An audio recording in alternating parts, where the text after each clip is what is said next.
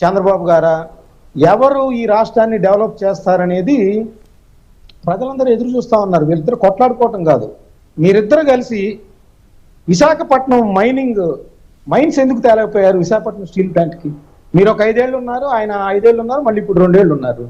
మీరిద్దరూ ఒకరికొకరు కొట్లాడకపోతే వెళ్ళి మైన్స్ తేవచ్చుగా చంద్రబాబు నరేంద్ర మోడీ గారిని అడిగి.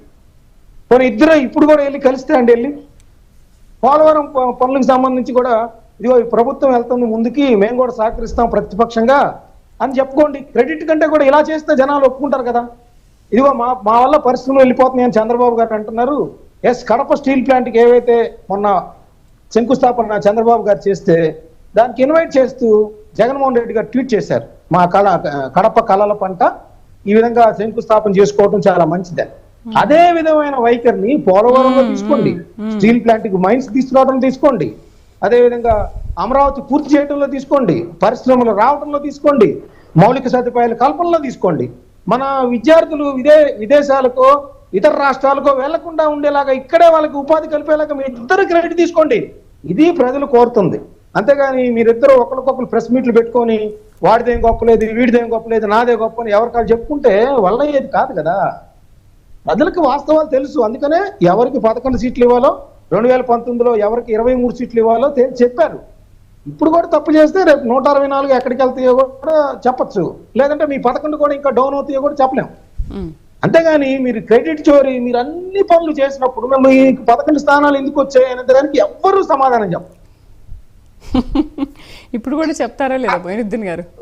నేనేమంటున్నానంటే మీరిద్దరు కలవండి, ఏది పనులు ఎలక్షన్స్ అప్పుడు కొట్లాడుకోండి, ఇద్దరు ఏవైనా వాగ్దానాలు చేసుకోండి, వాటిని ఉల్లంఘించుకుంటారో తర్వాత విషయం. ఇప్పుడు సపోర్ట్ కానీ అభివృద్ధి అప్పుడు మాత్రం అభివృద్ధి కాన్సన్ట్రేట్ చేయండి, కొట్లాడకండి. లా అండ్ ఆర్డర్ పాడు చేయబాకండి. లా అండ్ ఆర్డర్ పాడు చేయడం వల్ల ఎవరు రారు.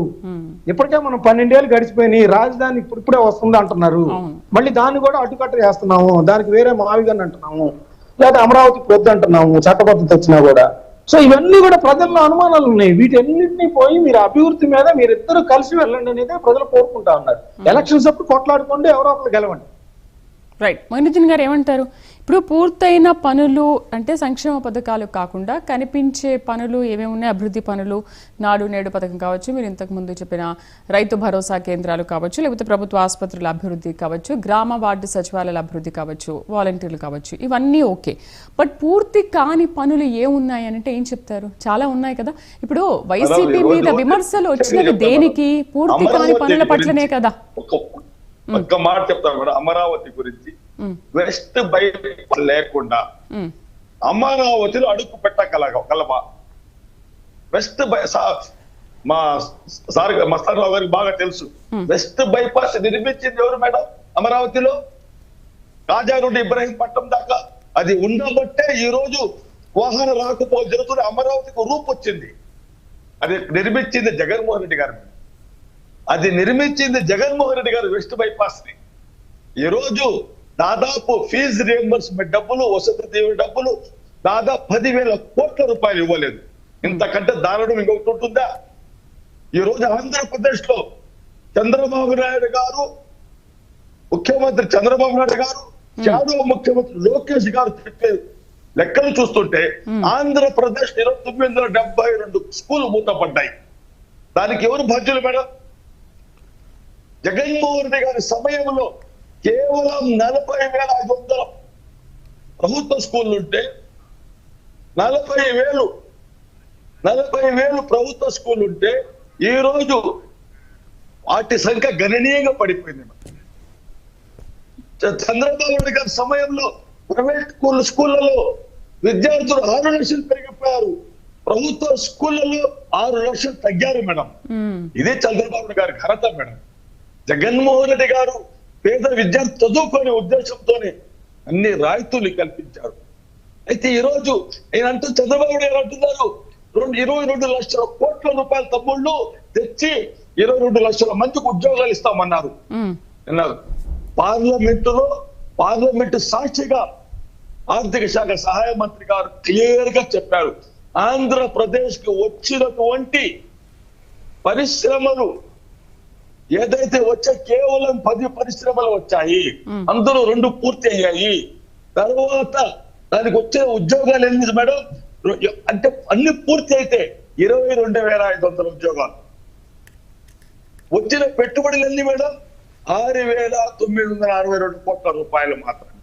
పోయినటువంటివి దాదాపు ఏదైతే వెళ్ళిపోయిన పరిశ్రమలు 12,000 కోట్ల రూపాయలు మేడం.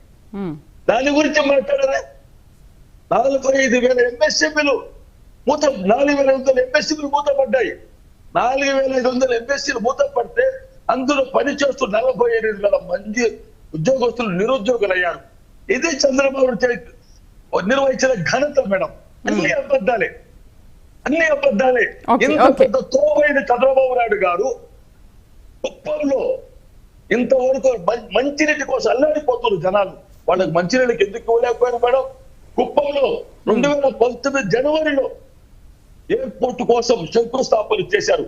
ఈ రోజుటి వరకు ఒక తట్టుడు మట్టేయలేదు. మరి ఈయన భోగాపురం క్రెడిట్ తీసుకుంటాడు. చెప్పండి చంద్రబాబు నాయుడు గారు, ప్రమాణం చేస్తారు. అడిగితే ప్రశ్నిస్తే జైల్లో పెడతారు, లేనిపోని కేసులు సృష్టిస్తారు. అదే మొన్న అల్లూరు జరిగింది. ఎమ్మెల్యే విరూపాక్షను కొట్టింది వాళ్ళే, గుడ్డలు చించుకున్నది వాళ్ళే, కేసు పెట్టింది విరూపాక్షి వెహికల్ లో దొరికిన ఆయుధాలు, కట్టెలు, వాటి గురించి ఏమంటారు? దానిపై కూడా విచారణ చేశారు కదా, ఆయన వెహికల్ కూడా చెక్ చేశారు కదా, ఆయన వెహికల్ లో కూడా చాలా ఆయుధాలు దొరికాయి కదా. మరి అది కూడా వాళ్ళు కావాలని పెట్టారు అంటే ఇప్పుడు ఎవరైతే కావాలని చించుకుని కావాలని ఏం చేసుకున్నారు, ఈ ఆయుధాలు కూడా వాళ్ళే పెట్టారా? తన భార్య బట్టలు అతనే చించేసి విరూపాక్ష మీద చెప్పేశారు మేడం. ఆ వీడియో బయటకు వచ్చింది. సరే, ఇంటికి వెళ్ళింది ఎవరు? వాళ్ళ ఇంటికి వెళ్ళింది ఎవరు?